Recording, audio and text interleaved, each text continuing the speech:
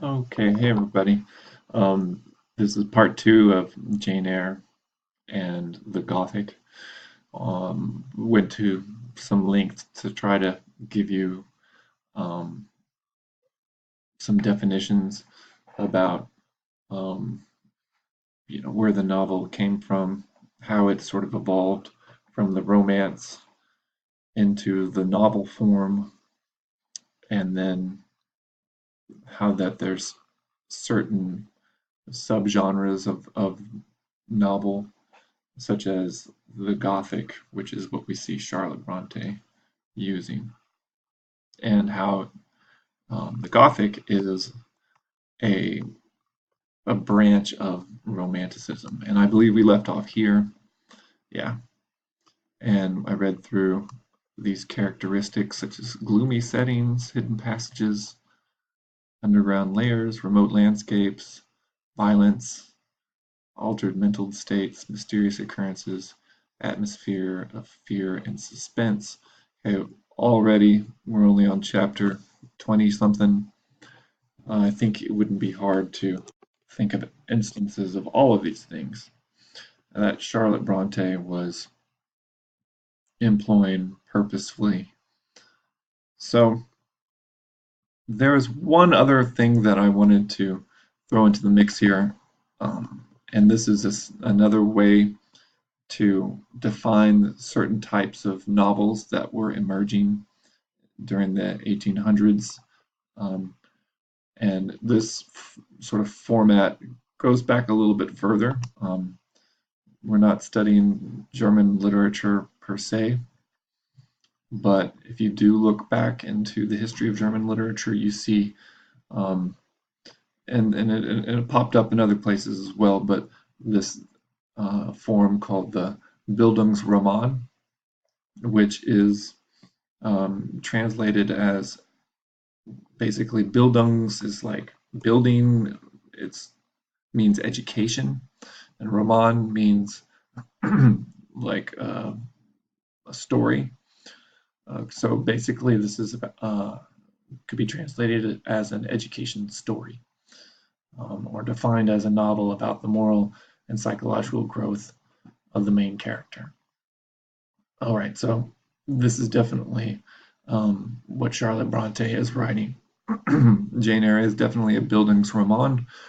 Moreover, it is a Gothic Bildungsroman because as we look at the moral and psychological growth of Jane Eyre, we see that beset on all sides of this pathway that she's taking, we find that she runs into all of these Gothic things.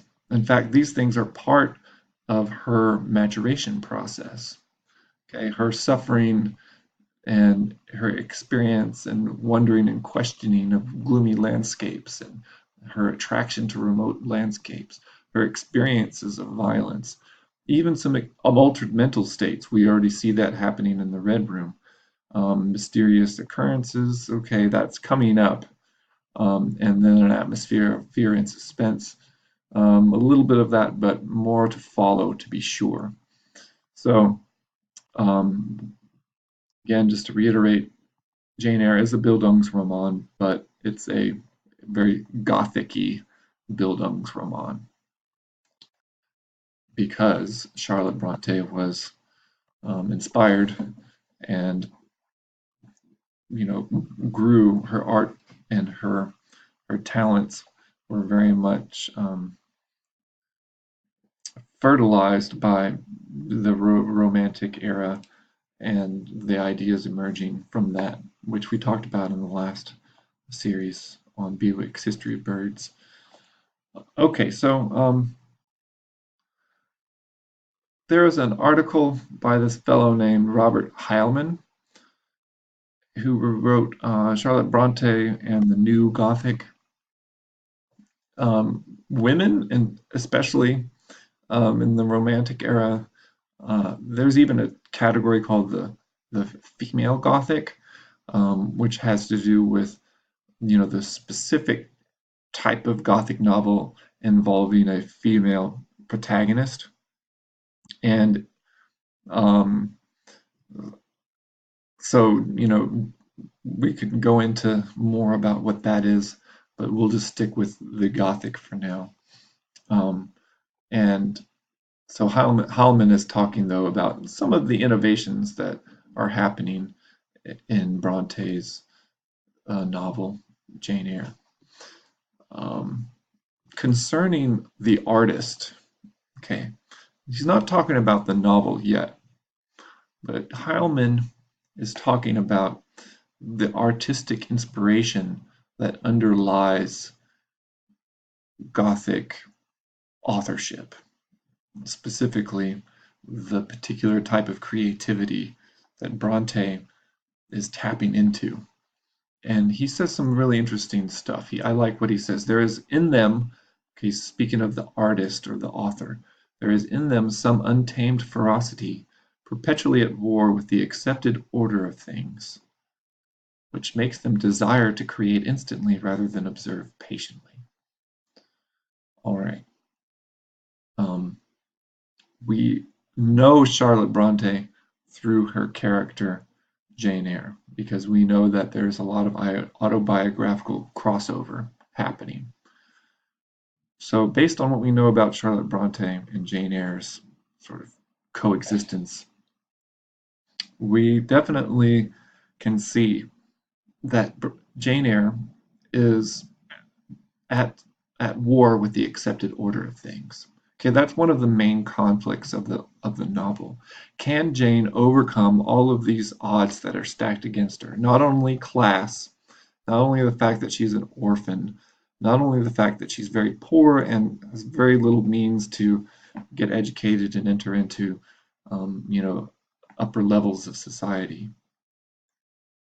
I just lost my train of thought there. Let me pause. Okay, I'm back on it. Yeah, so I just listed all of these things that Jane is up against, and so the main conflict, or one of the things that propels the novel, is this question that we all sort of have, and we like Jane. I think most of us do. You're meant to.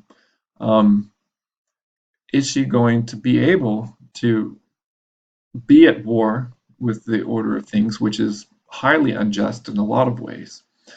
And will she survive this war?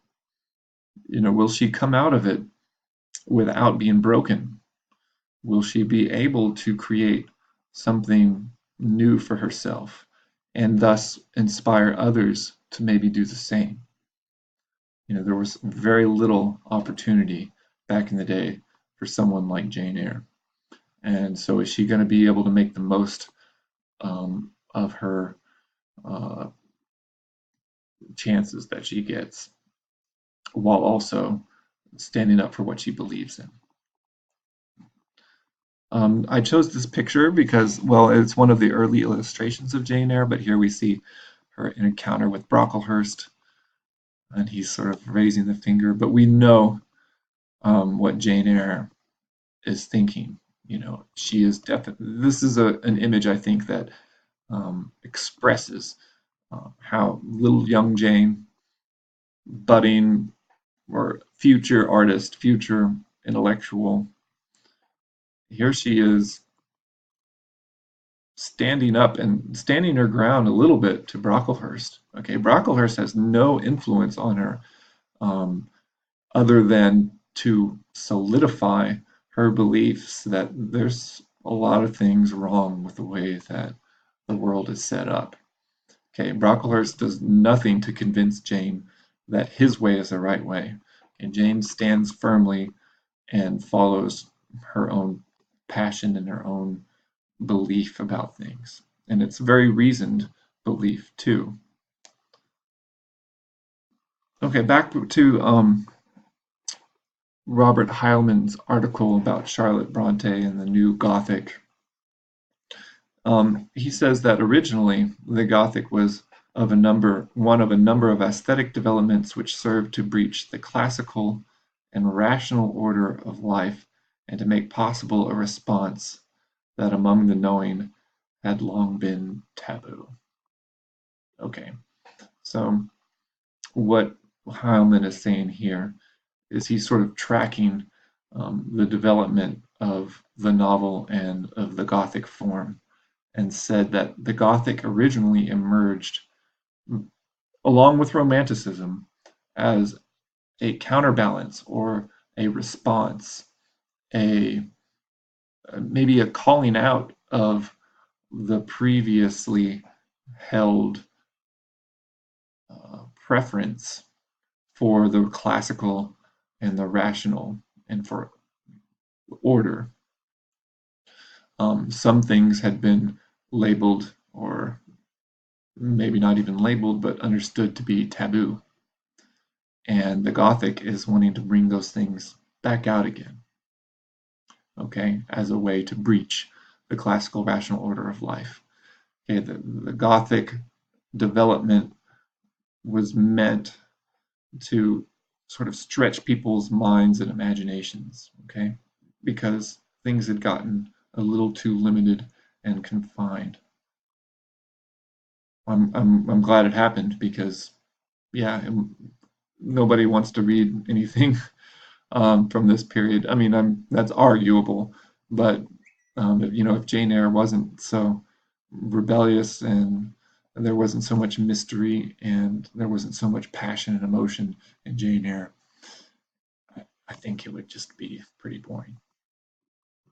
Okay, so another quote from Robert Heilman is that the Gothic functioned to open, I'm reading here, to open horizons beyond social patterns, rational decisions, and institutionally approved emotions. In a word, to enlarge the sense of reality and its impact on the human being. Oh, that's so well put, um, and so important. Bronte is definitely using her character Jane Eyre in order to help the reader, who she's gained a lot of intimacy with. She refers to you as the reader.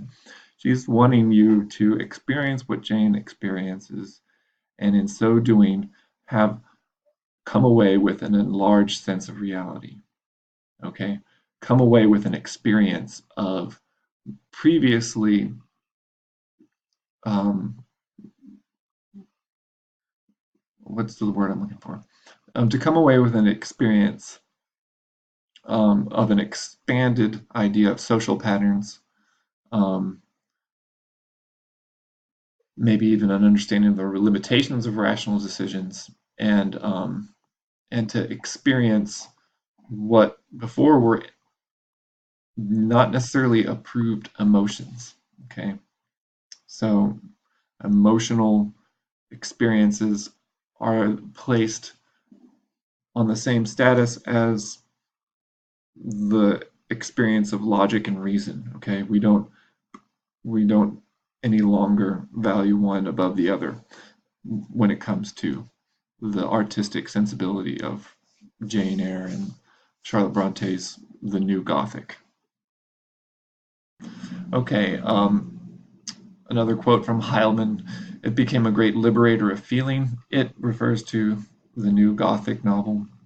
It acknowledged the non-rational in the world of things and events, occasionally in the realm of the transcendental, ultimately and persistently in the depths of the human being. Again, great explanation of how the Romantic era, and specifically in this case, the Gothic novel, is trying to stir up and to ignite and to inspire an experience that had been left behind. Okay, an experience and an acknowledgement that there is a part of reality that can be non-rational.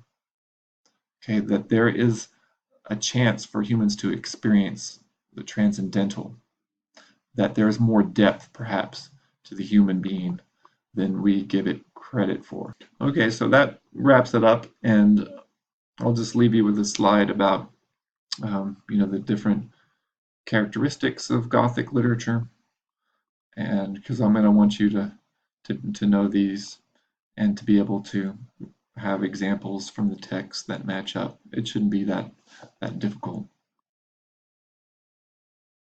Thanks for listening.